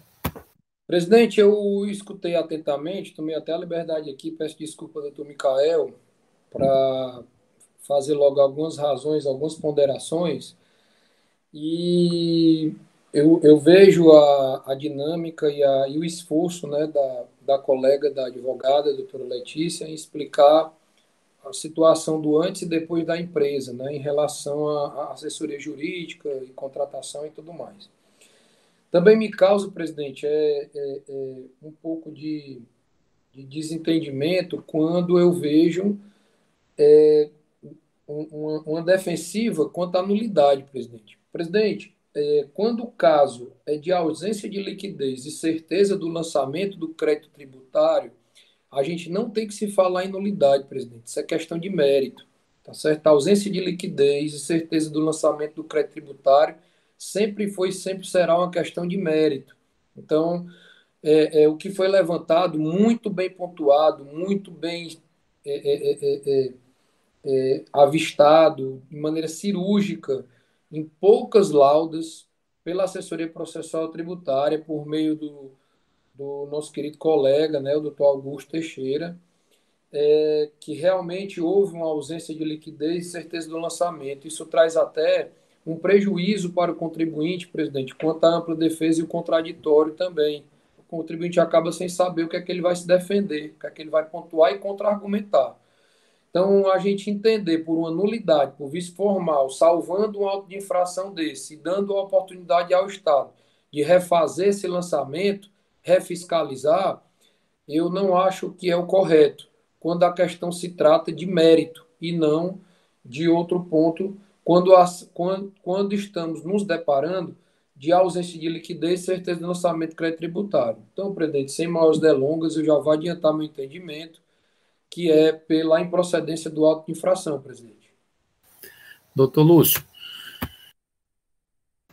Zé, boa tarde, presidente. Eu acho que é uma questão interessante para a gente discutir. Eu vou só aqui um ponto trazido pelo doutor André, a questão da IN 37/2014. Se não me falha a memória, essa IN ela é aplicada ao regime a empresa regime de tributação normal, né? E essa empresa aqui, eu acho que ela, pelo menos no cadastro que foi me passado aqui, ela é microempresa, né? Então, era bom primeiro a gente ter a certeza disso aí, né? Realmente se aplica a IN a essa situação. Presidente, agora a questão trazida pelo doutor Ricardo, eu acho que essa é a questão que vem sendo discutida, acho que na última semana a gente discutiu esse ponto. Eu acho que, com todo respeito à questão colocada pelo parecerista, né, a questão da liquidez e certeza, mas se você fizer uma análise mesmo desse processo, no contexto geral, né, a palavra da doutora Letícia aí, a gente vai ver que a questão vai se exigir a questão de provas, né? Eu vou colocar aqui com toda tranquilidade, essa planilha, né, ela foi feita durante vários anos, né, várias auto-infrações com essa planilha. Essa planilha, com todo respeito, nunca vi assim, se colocar com tanta precisão, exigir que se colocasse todos os documentos referentes ao que estava lá constando da planilha. Porque justamente essa planilha, ela é feita com todos os dados, né, é fornecido pelo contribuinte. Mas mesmo se eu entender, os colegas entenderem que realmente precisa dele colocar todos os documentos referentes àquelas contas, né, cada conta colocar os documentos, né, mesmo assim eu ainda tenho a minha convicção que esse processo, sim, é um processo que gera a questão de nulidade. Quando o parecerista colocou aí a questão da liquidez e certeza, para você que saber que um crédito tributado é líquido e certo, você tem que passar a questão de prova. Você não vai jamais, você vai constatar que um crédito é líquido e certo, né? Ou ele é líquido e não é certo, se não tiver as provas dos autos. Você faz uma acusação de qualquer tipo de infração, omissão de venda, compra, crédito indevido, ou aqui mesmo a omissão de receita, qualquer dos novos itens que tem ali, ou desk, ou conta mercadoria, ou passivo fictício, quando a gente analisou a semana passada, você vai ter que ter as provas constantes daquela acusação. Como é que eu vou dizer que uma acusação dessa é improcedente, né? A própria empresa disse que fez o trabalho de mostrar que existia, dentro das contas, existia divergência de números, né? Que o autuante não colocou as provas referentes àquele que foi colocado. Todos nós sabemos que, antigamente, né, não tão antigamente, com a questão do processo administrativo tributário, tinha um princípio lá que era a presunção de legibilidade dos atos administrativos. Hoje, a gente sabe que realmente isso não se aplica, né? O fato do autuante colocar lá o valor, né, e esse valor está correto, porque ele tem, usar muita palavra, fé pública. Hoje não se trata disso, né? Sabendo que é um processo, que o processo tem que estar instruído. Mas até o ponto eu levar a dizer que esse processo não está instruído corretamente, como deve ser, e eu dizer que esse auto é improcedente, de um exercício de 2009, 2010, eu não tenho a certeza do que está sendo acusado, né? Eu não tenho a precisão de dizer que isso aqui é improcedente, né? E não é o fato, eu acho que às vezes é o contencioso, a gente pega algumas coisas, né? Precisa até dizer que o fato de ser improcedente ou nulo, porque vai salvar auto, quem está atrás de salvar auto, não, está atrás de julgar a coisa como deve ser julgado. Os precedentes dessa casa, toda a vida foi no sentido de falha processual, se o autuante não anexasse as provas dos autos, esse processo era nulo. Isso aí tem várias decisões, se você pegar os inventários, desde a época que eu estou no contencioso, era uma questão, era muito discutido, o momento chegou a discutir, nós tivemos até uma procuradora, né, doutora Lúcia Corrêa, né, está aposentada já, e chegou a fazer um parecer lá, parecer bem simples, mas bem objetivo, que era uma questão dos pressupostos processuais, levando para a questão do processo, da questão das provas, que era a questão de improcedência. Mas a gente chegou à conclusão que se só pode dizer que uma coisa é procedente, parcial ou improcedente, você analisa o mérito e tem as plenas certezas, né? E eu, com todo respeito ao parecer, presidente, quando o parecerista disse que faltou ser deduzido valor de despesas de combustível, materiais e consumo, se faltou isso aí ser deduzido, aqui o que a gente faz? O processo não está bem instruído ou existe divergência naquela conta, o que você vai fazer? Você vai mandar excluir, como a gente fez o processo da semana passada, mandar junção. Então, né, a gente tem que ter um critério, porque senão a gente vai utilizando critério para cada processo. Então, presidente, ultrapassada a questão aí da IN, se realmente a questão da opção ela é sujeita ou não à opção, se for ultrapassada, eu concordo, se for normal, a empresa for normal pelo histórico da empresa, com certeza se aplica, tem que ter a opção no processo, não constando nenhum documento, nem finalização que existe esse documento nos autos, né? Já tem precedente, como bem disse o doutor André. Uma vez ultrapassada, eu acho que esse processo, né, no meu entender, ele é um processo que é um processo nulo, por questão de provas não foram anexadas aos processos, uma questão que pode ser refeita em algum momento, né? Mas não dizer que esse processo é improcedente. Eu, com todo respeito ao posicionamento do doutor Ricardo e dos colegas que seguiram o entendimento, eu não acho que esse processo, eu não tenho segurança de dizer que esse processo é improcedente, porque pode ter ocorrido falha do autuante, como bem disse o parecerista, e não dizer que é improcedente.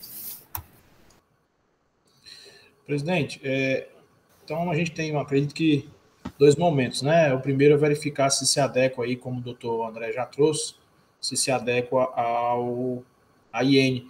Eu gostaria de me socorrer aí de algum dos conselheiros fazendários que tem acesso ao sistema, então verificar se a empresa é do Simples ou é do normal, para fins de aplicação da IN ou não, para poder a gente... Pois não. Me permitiu a parte, aí tentando esclarecer o senhor e o doutor Lúcio, mas com base no que consta no processo, na própria planilha consta lá que a empresa é submetida ao regime normal. Então, a IN ela se aplicaria perfeitamente, sem dúvida. O doutor Lúcio tinha verificado que a empresa seria do Simples, doutor Lúcio?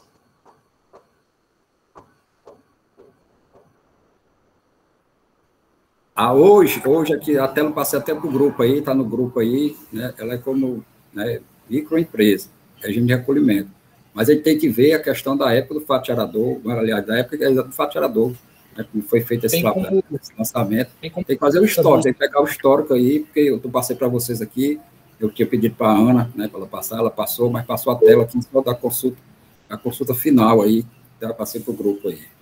É porque, em que pese está na planilha, né, a planilha não é um identificador do sistema, né, é uma informação que o fiscal apõe, né, então pode ser que esteja fiel com o sistema ou pode ser que não.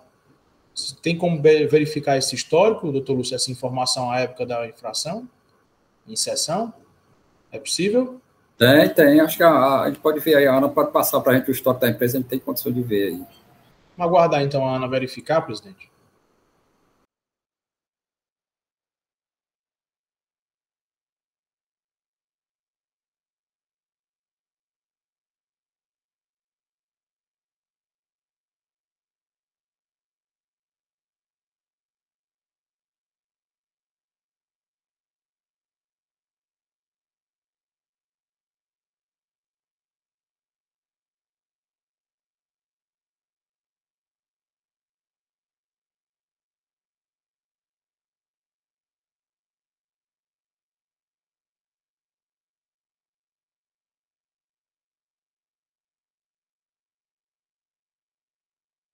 Gente, a Ana passou aqui, acho que o grupo está vendo aí, essa empresa, ela é FD, inclusão dia 1/11/2012. Então, no período é 2009, 10, ela não está nem sujeita a FD.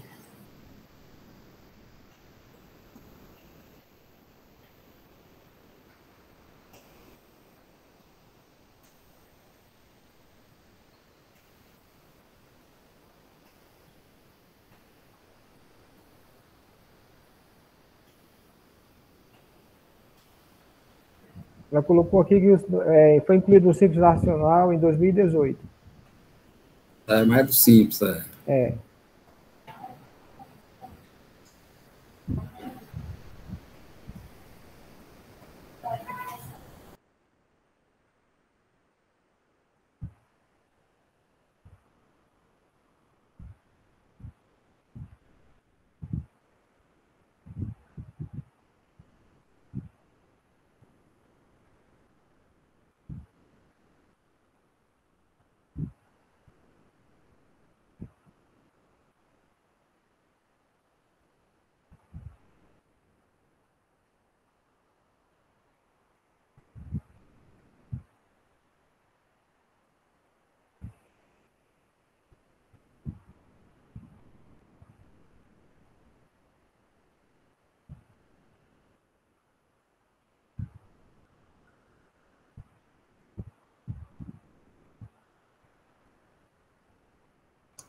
Mostrando aqui que ela foi incluída em 2018, é isso?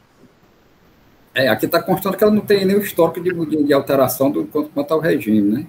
Só aquele lá, passou aqui, ó. Não há ocorrência para esse CGF. Histórico do contribuinte.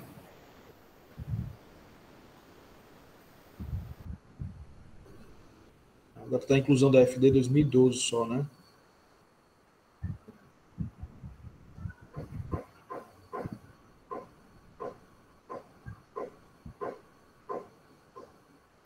A doutora Letícia quer contribuir aí para esclarecer esse fato, porque só se aplica lá a exigência do termo, né, para as empresas normais. Aí, como nós não temos prova aqui de que a empresa era normal à época, até agora, aí, quando dá votação, talvez se sinta prejudicada.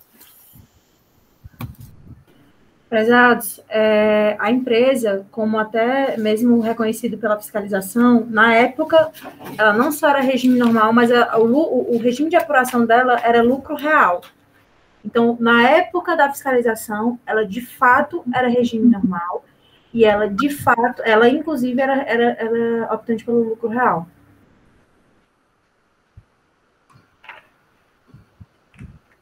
Doutor Lúcio, quer baixar o processo de diligência para fazer a verificação? Doutora Tereza, doutor Alexandre, que tem aí acesso ao sistema de forma com mais tranquilidade, fazer a ação. É importante isso, era bom. Senhor presidente, eu vou pedir vista do processo para fazer essa análise. Alexandre, pode ser? Se me permite aqui, porque assim, me parece que não tem, a controvérsia ela não existe, né? O aspecto fático, a própria contribuinte está trazendo a situação que a empresa era época regime normal, a documentação fiscal que instrui o auto indica como regime normal, a consulta aí, encaminhada pelo grupo do WhatsApp pela ANA indica que a empresa só foi incluída no Simples Nacional em 2018, o que subentende que a empresa até então estava submetida ao regime normal. Eu não vejo nenhum elemento assim que possa gerar dúvida nessa informação. Na verdade, do André, o que eu estou verificando é que não há... Assim, eu, enquanto julgador, eu preciso ter um documento que não seja um indício, não seja nada que leve a, mas que seja a prova que o contribuinte participava do regime normal de recolhimento. O sistema não, menos pela consulta que foi feita pela ANA aqui, esse sistema é um sistema de MS-DOS, é um sistema que tem várias abas, né? Às vezes a mesma informação se consegue em outras funções do sistema, né? Às vezes num canto sai, mas no outro local sai. Então, assim, eu não tenho ainda a certeza documental. O que tem aqui na informação do auditor, né, que ele não traz uma tela de consulta, ele não traz nenhuma informação dessa, de que o contribuinte participa. Eu só não tenho informação na planilha. E pode ter equívoco ou não. Então, eu acredito que é interessante sim ter cautela e checar. Doutora Letícia, quer falar? Pode falar, doutora Letícia. Não, eu queria só até mesmo ressaltar o fato de que, apesar de não estar sendo considerado como verdadeiro, né, assim, como prova verdadeira a questão da fiscalização, da planilha feita pela fiscalização, além de ter sido reconhecida como regime de recolhimento normal, lá embaixo é dito que é feita a pergunta de que se no período da ação fiscal a empresa era optante pelo Simples. E a resposta é não. Então, assim, ela de fato era regime de recolhimento normal. Eu acho que... Assim, qual é a página, doutora Letícia, que está essa informação? A página 7, CESAT, a página... a página 7, assim, aparece para mim como a página 7, né, do processo físico. É a primeira página da planilha. Deixa eu só identificar aqui no alto, porque eu estou com ela impressa, deixa eu só identificar aqui qual é a... Certo. Na página 7 do processo tem o termo de início de fiscalização, né? Vamos lá, então... Deixa eu pegar aqui para vocês. Na cópia que eu recebi, certo? Na cópia que eu recebi, deixa eu dizer para o senhor qual é a data, o número da página, tá? Só um instante. Veja se o senhor consegue... Não. Na página... A página 7, doutora Letícia. Não, é a página 7 do processo físico, é como eu havia dito. Mas no processo, na cópia integral, para mim, consta como se fosse página 12. 14. também na planilha de fiscalização está indicando que é normal. Se os conselheiros entendem que as informações trazidas pelo fiscal devem ser levadas em consideração quanto às provas, também deve ser levada em consideração a informação que a própria documento da Cefaz, que é o termo de início de fiscalização, a planilha de fiscalização também traz. Eu acho desnecessária a consulta, né? Concordo aí com o doutor André. Presidente, eu retiro aí a minha proposição. E aí, já podemos votar? Podemos, presidente. Podemos votar, vamos votar. Doutor Micael. Presidente, por não verificar no processo a informação, inclusive dada a pesquisa que a Ana fez, que foi inconclusiva dos sistemas da Cefaz, né, eu afasto a instituição normativa, a nulidade pelo termo de opção, tendo em vista que não se verificou nos sistemas da Cefaz corporativos e em pesquisa que foi feita na própria sessão a informação de que a empresa se está no regime normal.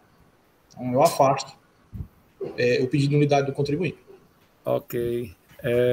Votando, doutor Ricardo. Presidente, eu também afasto, presidente, a nulidade. Voltando agora à ordem normal, vota doutor Lúcio. Presidente, o doutor Micael afasta a nulidade de quê? Não entendi. De nulidade do processo por vício formal em ausência em razão da ausência do termo opção do arquivo estabelecido. Ele não considera a empresa como normal, é isso? Ele não considera que haja elemento suficiente para indicar que era normal à época. Aí afasta. Então, eu vou falar. Cuidado, viu? Vai seguir o relator? Afastando a nulidade? Afastando. Peraí, Lúcio, ele está afastando a nulidade. Ele tem que não foi comprovado nos autos que a empresa é normal. Por isso não se aplica a IN 37/2014. Lúcio, mas nesse instante a própria representante da empresa não disse que nos autos não tem, né? Que na época ela era normal. Sim, mas consta lá, pelo que eu entendi, consta a informação dada pelo agente fiscal, naquela planilha lá, aquela planilha que tem um quadro lá. Né? Mas o doutor Micael está entendendo que não tem segurança, como também existe aqui também dizer que em 2012 a empresa não tinha, aliás, só foi incluído na FD em 2012. Como é que você vai fazer uma opção de uma cor que você só... Em 2012 é que você estava na FD? Então, por isso foi feito pela DF. Então, eu concordo com o doutor Micael.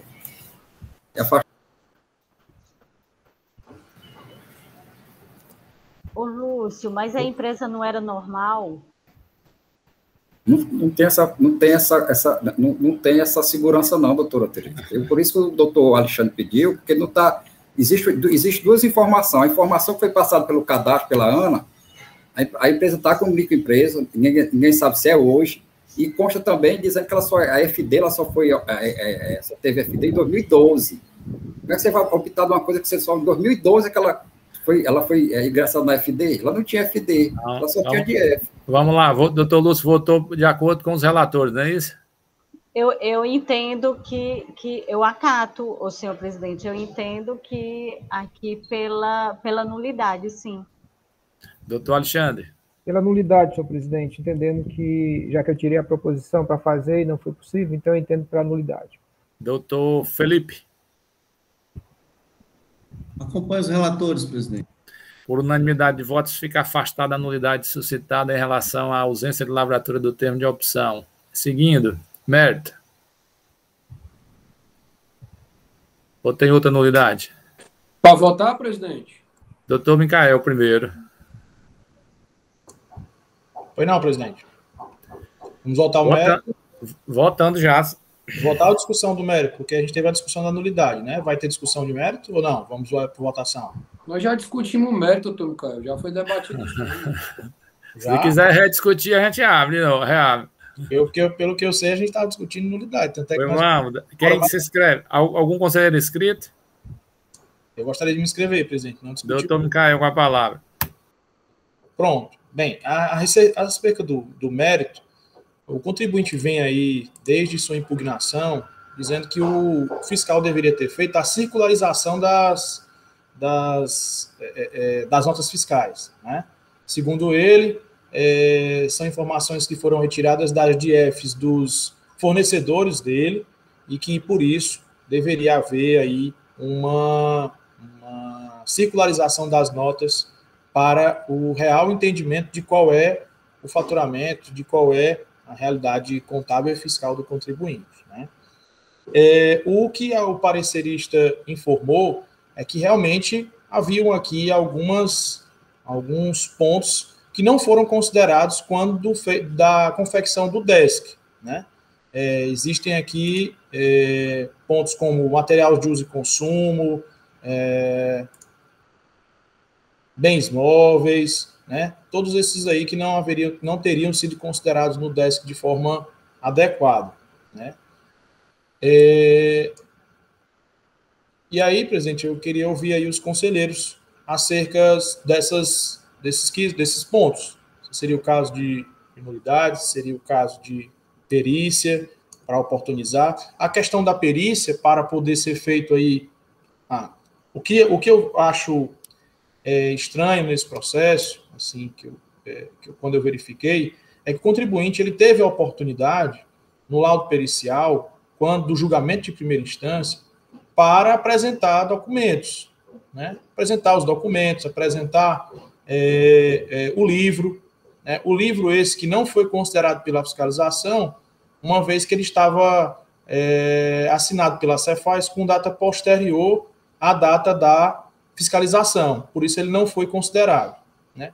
E quando foi intimado a verificar a questão dos documentos, né, o contribuinte não fez, sob o argumento de, abre aspas, informar que o fiscal deveria ter feito a circularização das operações. Então, esse foi o ponto. Eu não sei se uma perícia aqui, novamente, para ajustar esses pontos que o doutor Augusto trouxe, que seriam os pontos de materiais de uso e consumo, bens do ativo, enfim, todos esses pontos a serem considerados, se uma perícia nesse momento seria salutar, até porque o contribuinte já teve essa oportunidade e em nada acrescentou, né? Tal qual como foi colocado no laudo pericial. Mas eu gostaria, presidente, de ouvir os demais conselheiros, inclusive sobre esse ponto. Eu acredito que não foi discutido.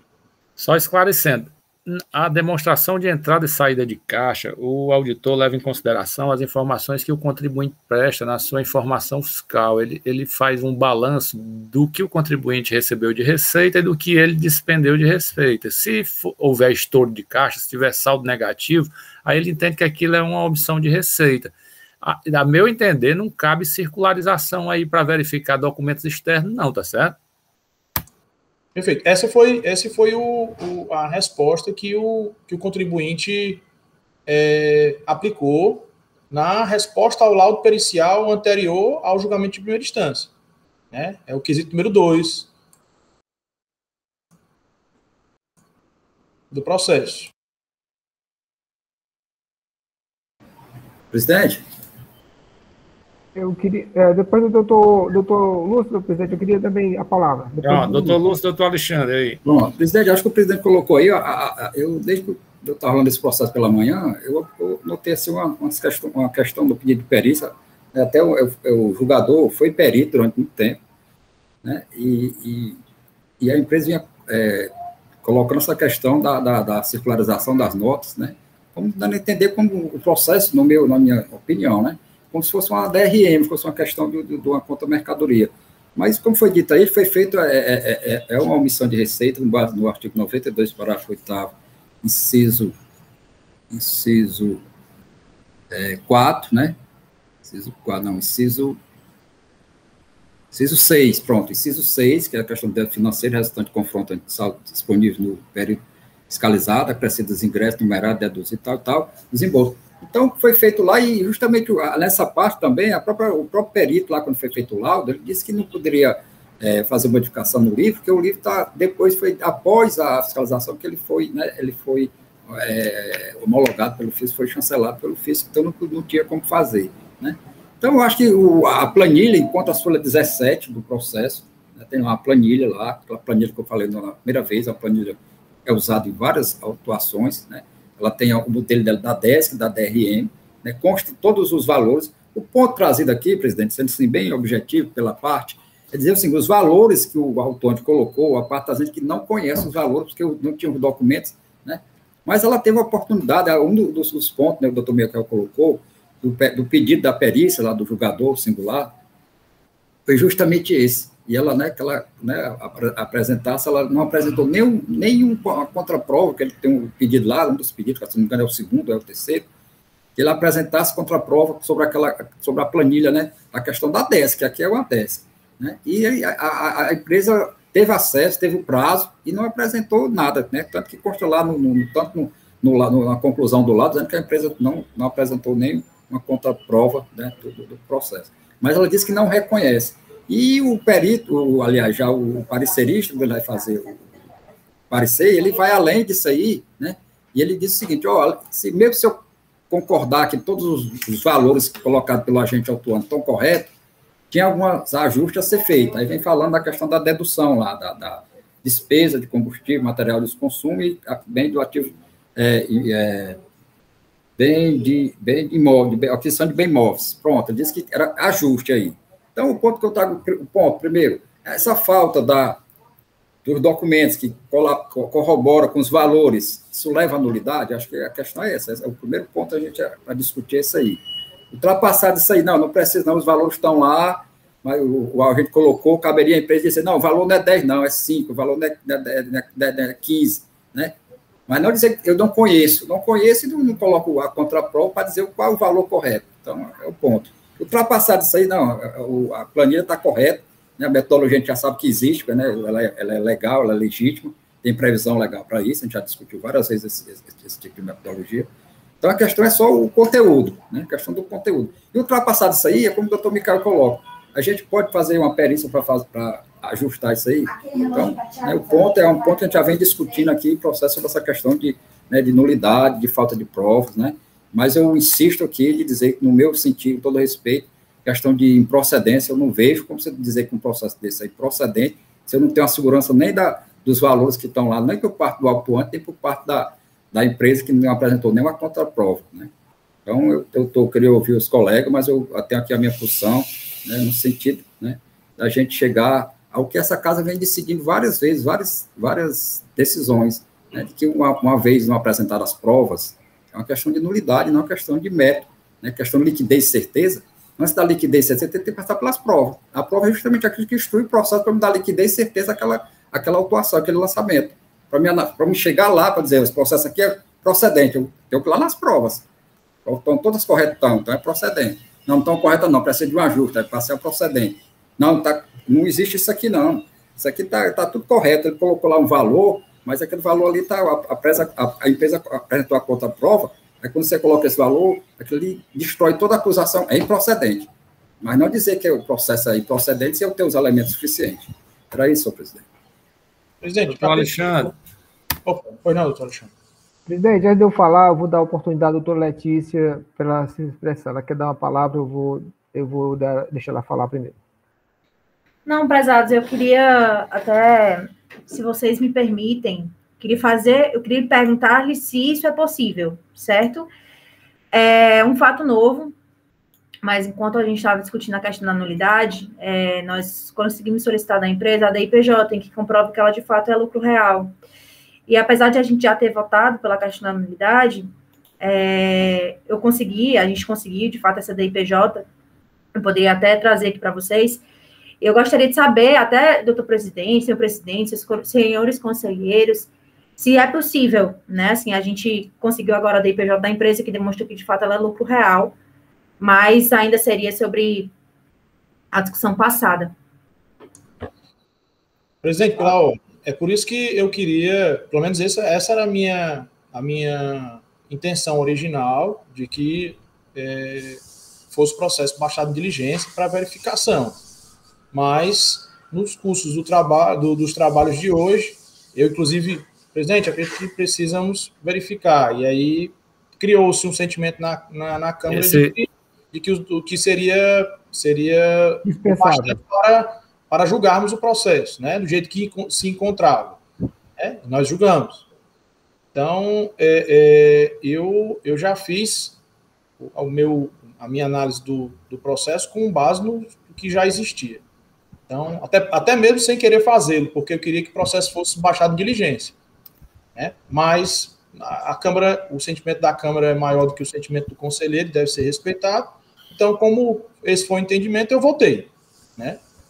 Então, eu acredito que agora nós estamos tratando de outro ponto. Antes de passar a palavra ao doutor Alexandre, eu vou expressar a condução da sessão. Esse processo me pareceu nulo desde o começo.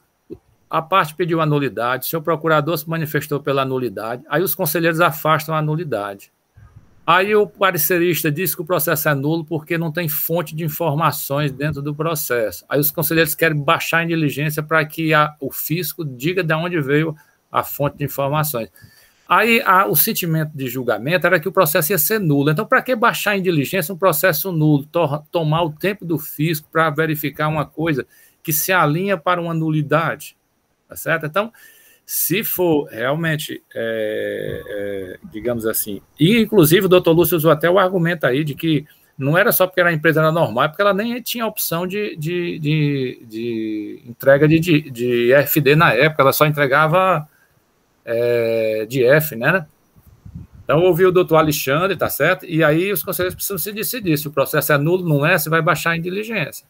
Vamos lá, doutor Alexandre. Obrigado, senhor presidente. É isso, senhor presidente. O doutor Lúcio começou falando sobre as provas colocadas nos autos. O meu entendimento é de acordo com o entendimento do parecerista. O parecerista, ele foi bem criterioso, e eu conheço ele é também da área contábil, o doutor Augusto Teixeira, e ele verificou, com certeza, o levantamento que foi feito. E ele identificou as irregularidades, as inconsistências, senhor presidente. Eu entendo da mesma forma que o presidente, que o processo é nulo por conta do levantamento que foi feito, das provas que foram levantadas e que foram colocadas lá, que faltam algumas coisas. Quando se faz uma DRMS dessa, deveria ter sido colocado as despesas da empresa, e não foram colocados, como ele falou, os combustíveis e outras despesas que não constam no levantamento. Então, carece de provas, carece de elementos necessários para fundamentar a acusação, senhor presidente. Então, eu entendo pela nulidade do auto de infração, com base no parecer da assessoria feito pelo doutor Augusto Teixeira. Doutor Alexandre, o problema é esse, doutor Alexandre. A questão é que o parecerista vai pela improcedência. Eu disse, acho que é por isso que eu disse Mas eu entendo pela nulidade, senhor. É só por interpretação. Não exatamente é isso, não é exatamente pela nulidade, também entendo também, mas só que ele entende que é pelo mérito da questão, né? O ponto ele começa falando pela nulidade e depois passa para o mérito. O primeiro pensamento dele, ele vai pela nulidade, ele fala em provas, mas eu entendo pela nulidade do auto de infração. Presidente, me manifestar aqui sobre o mérito do processo, né? Acredito eu. Só fazendo uma pequena retrospectiva nesse processo. Tem algumas peculiaridades nesse processo aqui que nós precisamos observar. Primeira, o julgador de primeira instância baixou o processo em diligência e o processo foi para a perícia. Chegando lá, foram elencados 4 quesitos na perícia. E o contribuinte, ele vem alegando, em sede de impugnação, de que os dados que foram colocados na DESC são dados que a empresa desconhece, que a empresa não tem conhecimento, que os sócios não assinaram esse tipo de documento. Mas quando ela teve a oportunidade na perícia, antes do julgamento de primeira instância, ela não traz nenhum documento para refutar o que o auditor colocou. Então, assim, se nós estivéssemos num processo em que o contribuinte teve uma perícia negada na primeira instância e na segunda instância continua batendo, dizendo que não conhece desses números que foram colocados na DESC, aí sim, eu vejo aqui um momento que nós deveríamos oportunizar, através de perícia, para o contribuinte demonstrar o que alega. Ocorre que lá no julgamento de primeira instância, no laudo pericial, ele não apresentou nada. E o livro que ele apresentou para o quesito primeiro estava com o tombamento pela Cefaz em data posterior à fiscalização. Então, isso, para mim, é muito estranho. Muito estranho. o contribuinte, no quesito que fala sobre o desconhecimento das informações da DESC, ele não traz nenhum documento, não traz um documento para informar a questão dos bens móveis, não traz documento para informar a questão da diferença do bem do ativo, não traz nada. Só cinge-se ao único argumento de dizer que o fiscal deveria ter feito a circularização. Esse é o argumento que ele traz. Aí, como é que agora, em segunda instância, eu vou dizer que o que o auditor colocou é equivocado, ou falta números, ou tá de acordo com o parecerista, faltando a análise de algumas rubricas, se o próprio contribuinte não trouxe o documento, não fez a prova? Veja só, aqui, doutora Letícia, acho que a Câmara ela é prova viva de que eu sou, sim, um conselheiro que tento fazer justiça fiscal, brigo, assim, às vezes o presidente está de prova, os demais conselheiros, doutor André, né, em vários pontos. Por que aqui eu estou insistindo nesses pontos? É justamente por isso, porque o contribuinte teve a oportunidade na perícia de, como o doutor Lúcio falou, derrubar todo o DESC. Ele teve a oportunidade de fazê-lo e não fez. Não fez. Né? Aí, agora a gente vai julgar nulo, porque o auditor, inclusive, não teve nem a oportunidade, nesse caso, a ação fiscal, de se verificar que o que ele colocou está errado ou não. Então, assim, nesse processo, o laudo pericial, para mim, ele é um ponto nefrágico desse processo. É onde há a oportunidade do contribuinte de trazer documentos, de informar todas essas rubricas que o doutor Augusto verificou enquanto parecerista, mas o contribuinte não faz isso em nenhum momento. Em nenhum momento. Então, eu não me sinto confortável para julgar o processo nulo, nem muito menos para levar o processo para a perícia, porque já foi feito e o resultado já está lá. Então, eu não me sinto confortável para julgar o processo nulo e nem me sinto confortável para julgar o processo para a perícia. Aqui, eu me sinto confortável, presidente, de acordo com o que está nos autos, de julgar pela procedência da ação fiscal. Porque o contribuinte... Não. Pois não, presidente? Não, para terminar, doutor Micael, era o doutor Alexandre que estava levantando o dedo. Perfeito. Pela procedência da ação fiscal. Porque o contribuinte poderia ter juntado a documentação quando da perícia e não fez. Né? Então, todos esses pontos são passíveis de serem periciados, de serem reformulados por um trabalho de perícia, né? Adequados. Quantos DESCs não são adequados aqui? Né? Quantos DRMs não são adequados? Por que esse que veio com dados divergentes não poderia ser readequado através de uma perícia? Né? Mas o contribuinte não trouxe nada. Não trouxe nada. Esse é o ponto nefrágico desse processo. É isso que eu estou aqui, indo de encontro até alguns colegas fazendários, né? Que me chamou a atenção nesse processo, presidente. Então, no mérito, eu me sinto confortável para julgar da forma como citei.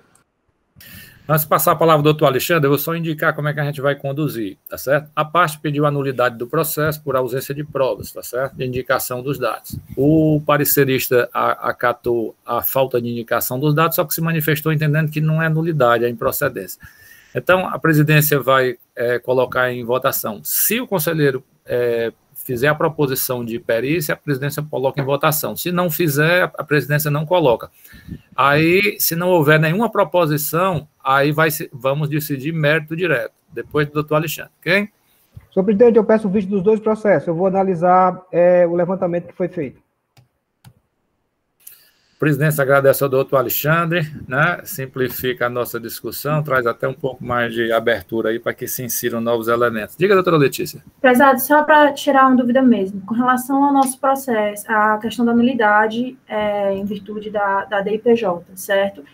Quando o processo retornar de vistas, a gente ainda pode julgar, porque, assim, nós recebemos, como eu disse para vocês, né? Nós estamos assessorando esse processo agora, e nós podemos juntar, de fato, a DIPJ do processo. Eu quero saber só se vai ser, de fato, colocado em julgamento novamente para que a gente possa julgar essa questão. Doutora Letícia, nos históricos dos registros da Cefaz, consta todas as informações do contribuinte. Se o doutor Alexandre puder trazer o histórico do contribuinte, aí fica melhor da gente analisar com mais elementos. Se tiver essa confirmação, a presidência não se opõe a se reabrir a discussão não, tá certo? Mas deixa o processo voltar, que até para o contribuinte é mais interessante que o processo, às vezes, tem um determinado encaminhamento, porque a nulidade formal digamos assim, seja, né, refazimento de fiscalização, tá certo? Mas deixa a gente trazer todas as informações, que aí a gente fica com a segurança necessária para garantir que a decisão mais correta ficou assentada, né? Tá ok? Agradecer aí a doutora Letícia, ao doutor Joaquim, né? E convocar a todos para a sessão de amanhã, né? Amanhã nós temos processo da Ford Motor Company do Brasil Limitada, doutora Tereza, segundo processo da mesma recorrente, doutor Alexandre, terceiro processo, doutor Felipe, da Transmagna Transporte, e o último processo do dia, doutor Ricardo, da MB Comércio de Materiais de Construção Limitada. Desejar aí uma ótima tarde a todos. Muito obrigada, prezados. Boa tarde para vocês. E agradecer a todos pelas contribuições.